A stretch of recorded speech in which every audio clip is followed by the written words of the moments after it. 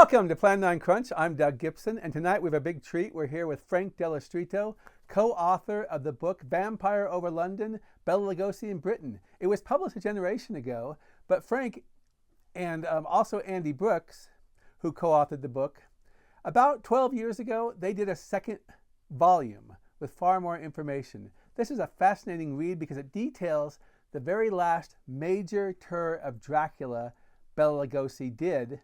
And it was in England, and it was through the provinces and the towns outside London and areas like that. And they didn't quite get to the West End, but it lasted 6 months. And contrary to what people think, it also made Lugosi a lot of money, and it was a semi-successful show. So thanks for being here, Frank. Very good.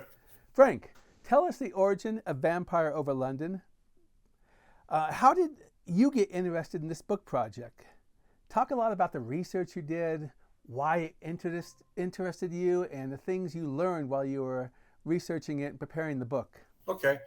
Well, many years ago, I visited Forrest Ackerman's house, and I asked him, what have you got? I'm interested in Bela Lugosi. If you got any neat stuff I could see. And he gave me a box full of papers, and most of them were stuff that both you and I knew, but he had some clippings from the 1951 theater tour, and I transcribed them.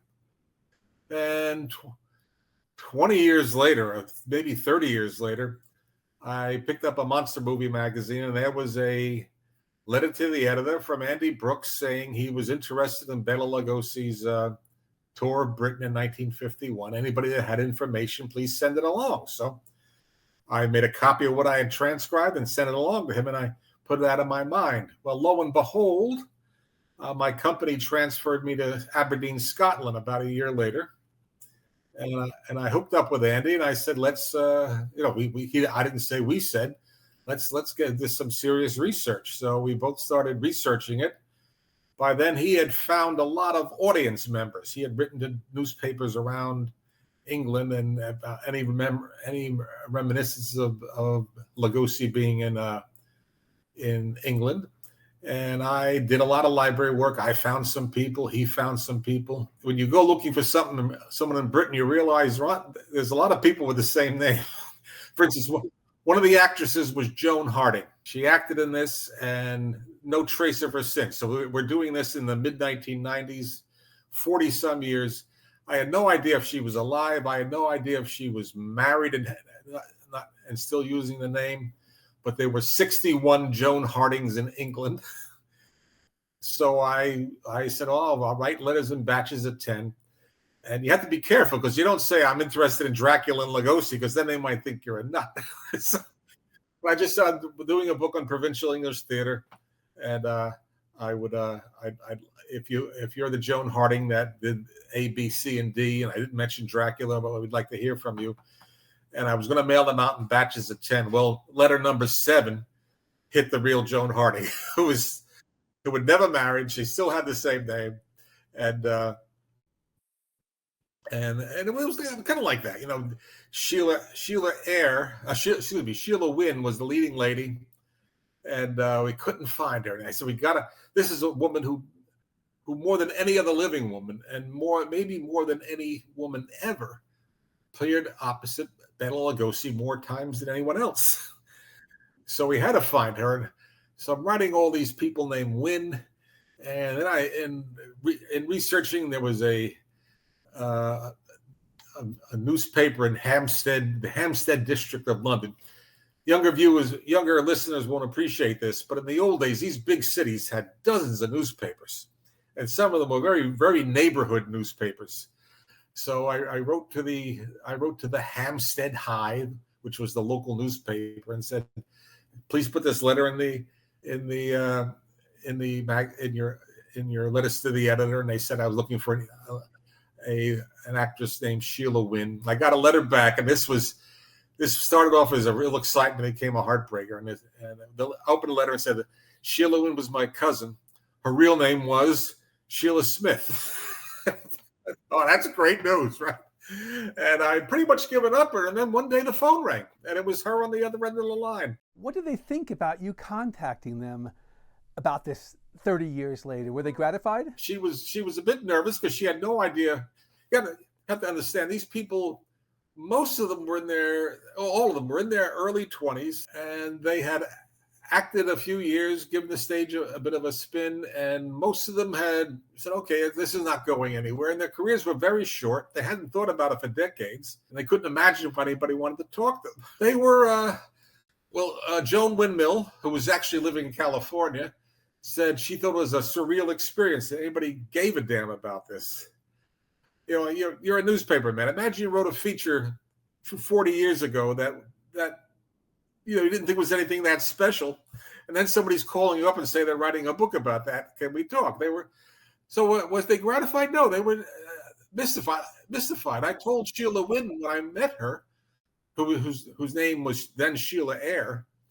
I told her, if you went to a Munster movie conference and you were there as the woman that played opposite Bela Lugosi in over 200 performances of Dracula, you'd have fans at your table round the clock. And she was,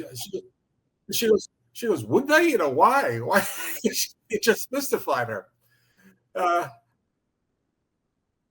Frank, what I love about the book is you talk about the culture of acting and actors and crew, 70 plus years ago in England. Yeah. And they go to their digs where they all live together while they're in town for the show. Lugosi, the star, makes a lot more money, perhaps is in a hotel or something.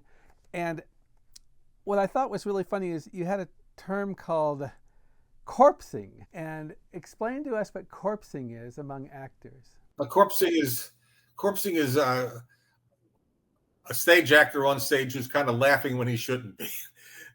And, John Mather was the producer of this Yeah. Dracula tour.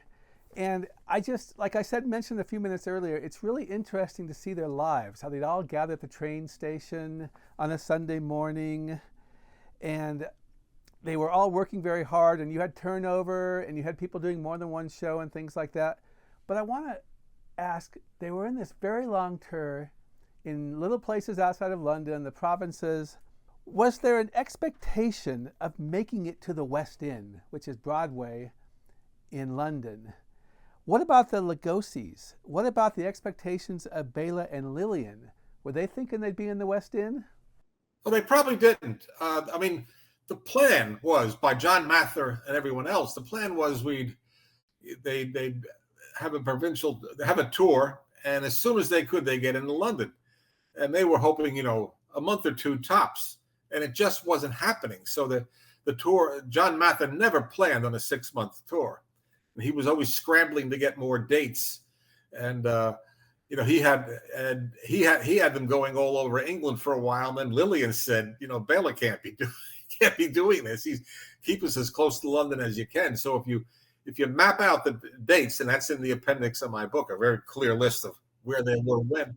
Yeah, you map them out. Yeah, they're up in Scotland. They're on Northern Ireland, but they mainly were in around London, which in those days had theaters that could support that. And John Mather told me he could have kept it going much longer, but after 6 months, Lugosi just couldn't take it. It could have. We just don't know. John had always had hopeful things lined up. The new theater season would be starting in the fall, and some plays would fall flat on their face, which always still happens now. And he was okay. He would have something ready. He'd have competition because other plays would want to get in, but he'd have something ready. And he was hopeful of that. But the tour started in April and went on through October. Sometime in early September, Lugosi said, this is just taking a lot out of me, this touring. And Frank, do you think after those 6 months, even though Lugosi was exhausted and couldn't do it, do you think that because they spent 6 months there, they might have had a chance to make it in the West End eventually? If you see the play today, it's not very good. Okay, it creaks with age. It was never seen as very good, and what saves it is A, Lugosi, obviously, and B, they threw in every shock they could find. Smoke coming out of nowhere, and the flying bat, and all sort of lighting effects and all that. But the play itself, minus Lugosi, or minus Frank Langella, who I saw Frank Langella on Broadway in the 1990s, 1980s, and I mean that was the same. The play kind of creaked, but they made a fun night out of it. Lugosi didn't make a fun night out of it. He had the strength of character, and he was Dracula as no one else could be. But the play itself was not great. It wasn't seen as great, and that was a lot of pushback that John Mather had, was that this is too old fashioned. We don't want this, with or without Lugosi. We don't want this. And there was this is the post-war era. England was just getting out of the torment that World War II had put on the country, and that's one thing that Lugosi's and every visitor. Ronald Reagan did a British tour just before Lugosi there, and he was shocked by the state of the country after the war. It took a long time to recover all that. As the play went on, yeah, and Lugosi, an old man at this time, do you think he was going through the motions after a while, maybe on autopilot? Oh, no, I don't agree with that. The production had a director when it was first set up and rehearsals, but after that, the director left, and Lugosi basically became the director. He'd call for rehearsals now. He goes, "Let's try this, let's try that." He had a long meeting with Sheila Wynne where he went her performance, line by line, and said, "This is how you try doing it this way. You might try doing it that way." So, no, I don't think he was an autopilot at all. Is it true that Bela Lugosi was such a trooper that he insisted the cast perform when they only had 3 people in the audience, that he was that dedicated? Yeah, no. See, you like to have more than one source, but if you take any book on the movies or on theater and say, "I got to have multiple sources," then the book's going to be empty because you're dependent on one person's memory. And incidentally, as a researching book, when I'd hear a story I didn't quite believe, I was so happy when someone else independently told me the same thing. I go, "This is great. This happened."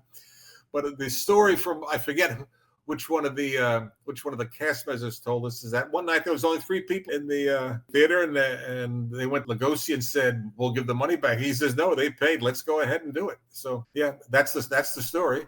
And Lugosi was an elderly man, yes, this time? Yeah, well, he was 68 when the tour started, 69 a week after it ended. Again, for the younger people, 68 was a lot older in 1951 than it is now.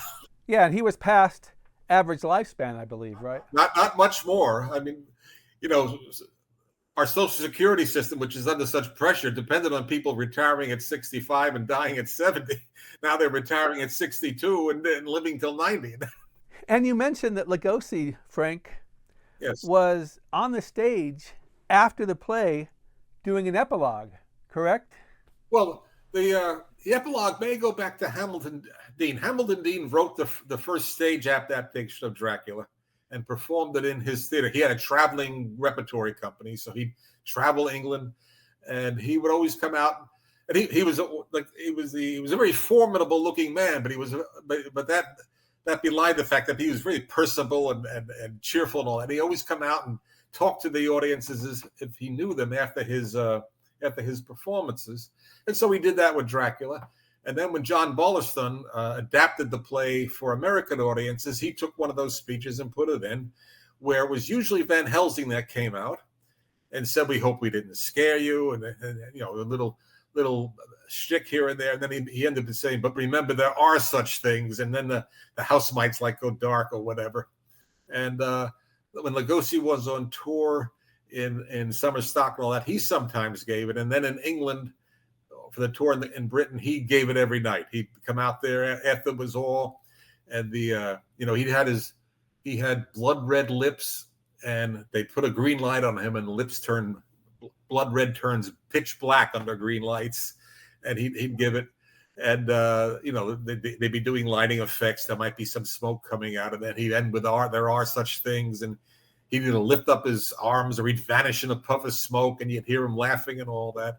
So that was the closing monologue was very much a part of the tradition of Dracula, going back to before Lugosi came along. But regrettably, it did not get to the West End and all the prestige. Were there any concerted PR efforts to get to the West End outside of maybe Lugosi, just doing his job? Did Mather have any kind of PR efforts to make it get there? All would have been forgiven had they gotten to the West End within a month or two. That didn't happen. And, Nothing against England, but after the war, things were pretty rough. Example, how rough was it in England? 1951, because I went through all the newspapers I could find when I was researching the book. And then it hit me one day when I was at the microfilm machine. The London Times was 12 pages in 1951. Now, what's the New York Times? 120 pages. New York Times is enormous, and the London, when I was living in Britain, the London Times was enormous. But in 1951, it was 12 pages. Why? Because they couldn't get the paper, and they might not even be able to get the ink. Things were just it was tough over there. How much did Lugosi make each week? Because there have been reports that he was bankrupt, which we know are false, and the fact is he made a good living, right? How much was it on average? Okay, I think he made something on the order of £500 a week. That'd be what, $1,400 a week. That's a lot of money. What about taxes? Did they bite Lugosi? I never got the complete story in this, but when the Lugosis left England, they got a visit from British Inland Revenue, which is the IRS. He was unprepared for European taxes. Yeah, so a lot of the legend of the 1951 tour being a failure is due to the Lugosis. They took a big chunk away from him. I can't remember the quote off the top of my head, but as he left the country, he said, "They're the real horror artists." They came and took a decent chunk away from him. But Bela Lugosi, Frank, he always worked to drum up publicity, right? He understood the need for that in the business, regardless of how much he was exerting himself, correct? Oh, yeah. And he did that to the end of his life. Not too long before he died, he was at some testimonial dinner, and he was sitting there looking weak and old and all that. And then they call his name, and all of a sudden he's 40 years younger, and he's the life of the party.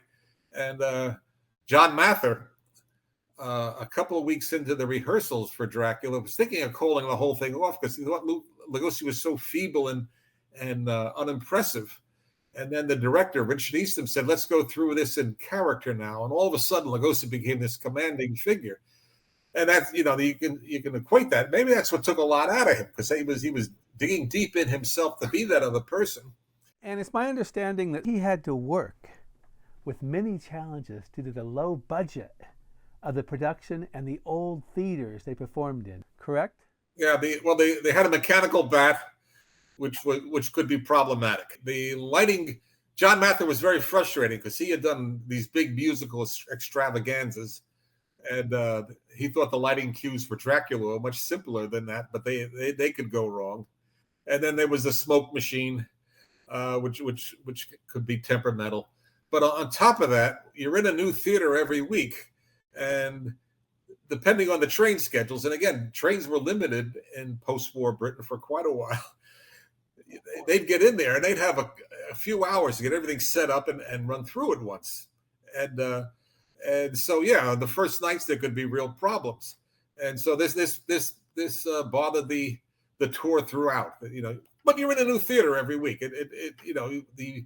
There's a lot to be set up, and every theater's a little bit different. Sometimes you had to go underneath the stage to get to one side.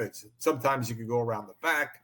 Everybody had to get that worked out. So there were problems. But yes, the problems were very frustrating when they came. Lugosi in one scene depends on things timing being perfect, because the sun is rising and the vampire has to vanish before it rises. And if the lighting cues were wrong, he'd be standing there, with the sun coming up. And what is he going to do? And it's my understanding that some of the stage crew would also double as actors, correct? Yeah, there was an effects manager, an assistant stage manager, who were women, because they had to have women to fill in the two women roles. If a woman basically, I think Wells the maid would become Lucy the leading lady if Lucy's couldn't show up, and then one of the other two women would step in and be her. The stage, the boss, the boss who traveled with them, who gave out the paychecks, and he would stand in for Van Helsing. And so there was I forget the exact titles, but they would all everyone had an understudy except Lugosi. It's so interesting to hear about Lugosi on the stage. and we don't have a film of him on the stage. Frank, do you think they'll ever find a film of this 1951 tour that we might be able to see Lugosi actually on video? Do I think they will? Probably not. Was there a film ever made? Maybe. One of the reasons we did the second edition over the first edition for two reasons. One is the first edition came out just as the internet was getting started. When the internet came on, we were able to find out so much more. I mean, this is the second edition. It's like twice as thick as the first edition. 493 pages. Yeah, something like that. You're better than me. I'm a little embarrassed by the first one. So when I sold my last copy, I said, good riddance. Okay, Frank, you mentioned in the book that Eric Lindsay, who played Renfield, visited Lillian Lugosi maybe 25 years after the play's tour. And what's interesting is Lindsay says that Lillian professed no memory of him or even of the tour. Can you explain that? Yeah, that's correct. Eric Lindsay played Renfield through the whole tour. He was basically became Lugosi. Renfield is Dracula's sidekick.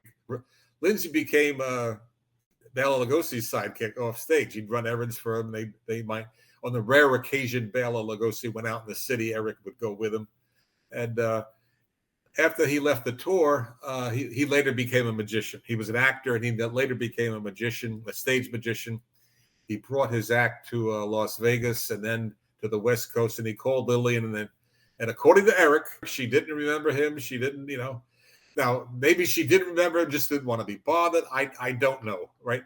But was Lillian very old at this time? Did she perhaps have cognitive issues? Well, I mean, when she died at about this age Lugosi was when he went to Britain. So she was in her late. I think she lived to be 70. She didn't have that long a life, and so I don't know. Did she have any cognitive problems? I have no idea. But she just claimed she had no memory of it. Let's talk about his 3 British films that he made. One was in the mid-30s, The Phantom Ship. Yeah. The other was Human Monster, released in 1940. And then, of course, he made Mother Riley Meets the Vampire after this 51 tour. And just give us some more information about some of that. Well, 1935 was Mystery of Mary Celeste, which is an 80-minute movie. Yeah, then it became a 62-minute The Phantom Ship. And not so much lately, but I used to get calls from people who were looking for the 80-minute version. Yeah, if it exists. So, no, he had offers. In 1935, he had plenty of offers in Hollywood and plenty of offers in Britain. And he came back to Hollywood because he owed Universal, had him had a contract for him for one picture. And then, of course, the horror movie business collapsed. Censorship pressures in Britain, censorship pressures in the United States, basically drove horror off the screen for 3 years. So when Lugosi left Britain the first time in 1935, he had more offers than he could juggle. And of all those offers, he made only one of those films. The other ones just evaporated because horror films were drummed out of existence by the censors. When he went to Britain for Mystery of the Mary Celeste, he was there for like 2 months. When he went there for Dark Eyes of London, The Human Monster, he was there for like 2 weeks. He went and he came back. I think everyone knew that war was on the horizon. He didn't want to be over there, and he had plenty of work back in Hollywood. He had a 1-year-old. He had a child less than a year old. He didn't bring Lillian with him the second trip, and that she stayed home with the babies. He came over, did what he had to do, and came back. Didn't he view the stage play of Dracula in 1939 when he was making Human Monster? Yeah. Hamilton Dean was actually appearing on the London stage as Dracula. Hamilton Dean, who was the man that dramatized, the trinity of Dracula is Stoker, who wrote the book, Hamilton Dean, who brought it to the stage, and Lugosi, who made it immortal. Hamilton Dean was on stage in London, 1939, playing Dracula. He always played Van Helsing because Van Helsing is a much bigger part. I mean, that's the prize of the casting is. So, but he was getting kind of old for Van Helsing's long speeches, so he played Dracula. And Lugosi came out when Hamilton Dean was giving one of those farewell speeches, but that there are such things. Lugosi came out from the wings, and he hugged him, and being the European, he kissed them on each cheek, and then they went off to a reception together. How did Mother Riley Meets the Vampire come to pass for Bela in 1951 after the Dracula tour? Yeah, the play in Dracula he started in April, and sometime in August there were rumblings that he'd make a movie, a Mother Riley movie, and for those who don't know, old Mother Riley and her daughter Kitty were a big comedy team in Britain in the 1940s. Maybe there were laughs on stage, but in private life, she was a monster. So, some people say, Frank, Mother Riley Meets the Vampire is almost like a carbon copy of Abbott and Costello Meet Frankenstein, but I don't really see that. What's your opinion? Well, there's certainly elements, including some dialogue they brought from one movie into the other. I mean, Abbott and Costello Meet Frankenstein has the revolving wall where the monsters are on one side, and so does Mother Riley have a revolving Meets the Vampire have a revolving wall in it. There's certainly elements. So yes, I would say, I wouldn't call it a remake. I would call it they ripped off what they wanted to. Now, Frank, they tried to take Mother Riley Meets the Vampire. I know Richard Gordon tried to get it into America, but they were never successful. In fact, it only had a tiny release under a different name more than a decade later. And I think Gordon wanted to shoot actual scenes in the United States, but it didn't work, did it? The hope was always by George Minter ran the studio that made the movie. His hope was to get into the American screens with Mother Riley. And in the end, the humor was just too provincial. I mean, people didn't get the jokes, and guys in drag didn't go over as well. Yeah, I mean, Monty Python, men in drag are a much bigger part of British humor than they are American humor. Now, Bela Lugosi attended the premiere of a renowned picture, Scrooge, which is now a classic. It starred Alistair Sim. Was that planned publicity for Mother Riley Meets the Vampire, or planned publicity for Scrooge? I think it was when Scrooge premiered in London, they wanted all the names they could get there. And Lugosi was there. He was working for the same studio at the time.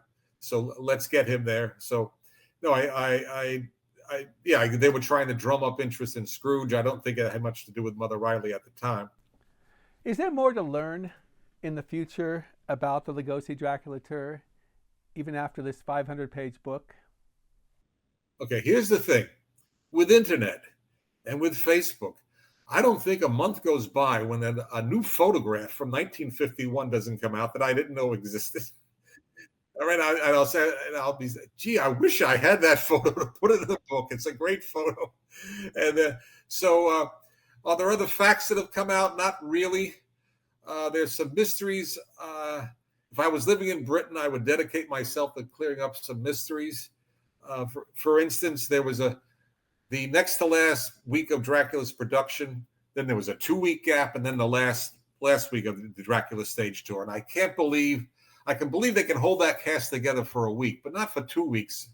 So and then we had a story that there was a theater they were going to. There had been a fire, and something had happened to the production there. And at the last minute, Dracula was put in, and they didn't even put up. And so there's of that. So if I was over there, I'd try to track down what happened in the 2-week gap between the next to last week of Dracula performances and the last week and the 2-week gap in the middle. What was happening during those 2 weeks? Now let's talk about a movie called Lock Up Your Daughters, which is lost, and purportedly Lugosi had something to do with it. There are ads in Britain that show it playing. What can you tell us about Lock Up Your Daughters? Yeah, there's been and for those who don't know, this is Lugosi made 9 Poverty Row horror movies for Monogram Studios in the 1940s. And in the 1950s, there came out an ad for this Lock Up Your Daughters. It which was a compilation of clips from these different movies, and with narration supposedly by Bela Lugosi. And if he narrated, when did he film it? And I said, well, there was a month between the end of Dracula and when he had to show up for work on Mother Riley Meets the Vampire, which may be why he looks so healthy and relaxed, because he had a month to take it easy between the two. Apparently, Lock Up Your Daughters was also a quiz movie. Yeah, I've never seen a quiz movie, but it's the only example of interactive media. I don't know. I haven't seen it.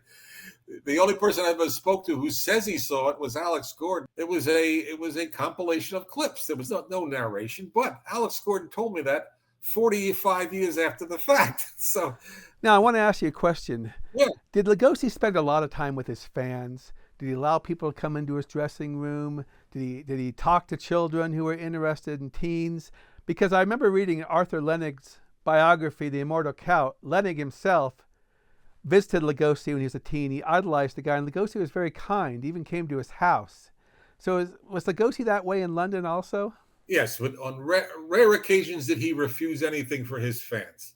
There's one instance in the book where during a dramatic scene, a prop piece of furniture was out of place. He backed up as Van Helsing approaches him, and he knocked it over, and that made the audience laugh. And he was really bitter after that.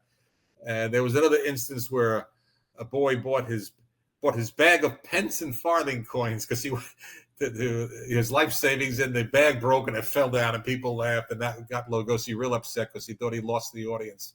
And in those two cases at the stage door, he was very abrupt with people. But otherwise, and not just 2 occasions out of 6 months, otherwise he always made time for them. He'd sign all the autographs. He gave out those little photographs of his that he always signed in red ink. Lugosi basically left home when he was in his late preteens, early teens, right? And he had a soft spot in his heart for boys like that. And he'd always make time for them, and they were, of course, his biggest band of fans. Were these kids that just adored him, and he really appreciated that. So yes, he went the extra mile. There's a story in the book about this. Derek Pickering, I don't know why you remember his name, but he's in the book, and he was like 12 years old, and he went to the stage door, and he asked him, he gave this is a different era. You couldn't do this now. He banged on the stage door, and a woman opened it, and he says, could Mr. Lugosi sign my autograph book? And she brought him in, and actually brought him into Lugosi's dressing room, and they chatted for a while, and Lugosi got him a free ticket to the show and all that. So those days are gone. But those are the incidents we found. There's probably a lot we didn't find because people. I owe a lot of this to Andy because he's the one that took the bull by the horns as far as trying to find audience members, and those are the ones he found. I'm sure there can't be less than what he found, but I'm sure there's a lot more. Thanks, Frank. I want to remind people that you can get this book and other books at cultmoviespress.com. And they can also be purchased at Amazon and sometimes at eBay too. Frank, tell us about your next book, please, because I know you're just completed a draft and it's coming out in next year. Tell us about that book. Okay. Well, let me back up a little. The first book was the first edition of Vampire over London, which is basically a history book, getting into the British tour and all that. My second book was a collection of my articles, which are basically analysis of what the movies are, what's going on in the movies that you might miss. And my third book is I Saw What I Saw When I Saw It, which is a memoir. And when I finish the third one, it's instantly, every time I finish a book, I say, this is my last one, but that hasn't borne out yet. And I said, well, I've done a history book. I have done an analysis book. I have done a memoir. What's left? So then I guess I'll write a novel. And so my first novel was A Werewolf Remembers, the Testament of Lawrence Stewart Talbot, which is about Lawrence Talbot, the Wolfman. Then there was Carl Denham.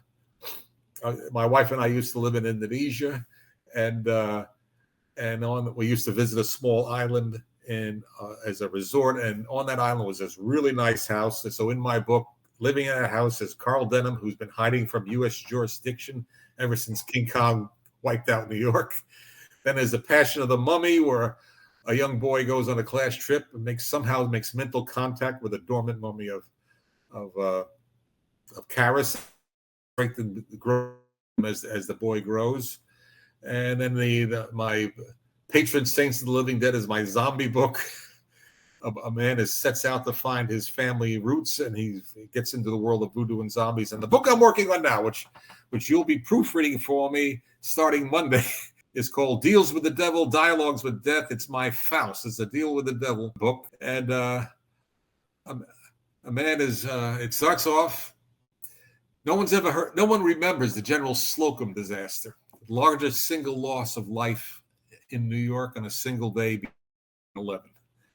And he is involved in that, and he is rising up to heaven, and the devil snatches him back and says, "You're going to be kind of bored up there. I can make you a great deal if you want to continue living on Earth." And the young man accepts it, and then he is off. And one of the devil has him. Oh, there's some side benefits in our deal. You'll always recognize me when I'm around, and you'll recognize some other angels too, such as him over there. And him over there is the angel of death, who's a bit ticked because he had taken this man in death, and the devil snatched him back when the death wasn't looking. So he goes through a lot of adventures, and he keeps meeting devils in different forms. And in my novels, I don't make up characters for my novels. I pluck them from different movies and put them in there, and they bring their dialogue with them. I had plenty of devils to bring in from the movies and TVs, but not all of them could fit very well. So I enlisted a few characters that aren't really devil, but gee, they could have been if they didn't really know who they are. And same with death. I ran out of angels of death that show up, so I had to recast a few movie characters as the angels of death. I'll give you a preview. One of them is Colonel Kurtz from Apocalypse Now. He pops up as death, as the angel of death. And his dialogue fit right in. Yeah, you draw from films and television for your plot, right? Yeah. The devil. For those who don't know, Damn Yankees is a 1950s musical that starred Ray Walston, who was Bela Lugosi's Renfield in the 40s.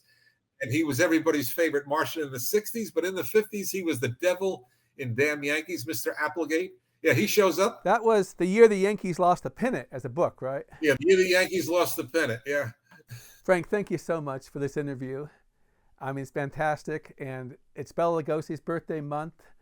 Once again, you can get Vampire Over London, Bela Lugosi in Britain, by Frank Dello Stritto, nice enough to be here with us tonight, and co-authored by Andi Brooks, who's been on the show before. You can get it at Amazon. You can get it at cultmoviespress.com. You can buy copies on eBay. And for Frank's other books, those are the same locations where you can find them. Frank, once again, thanks a lot. Good luck with this new book. And we'll have you on next year to talk about it when it's published. Have a great night. Thank you.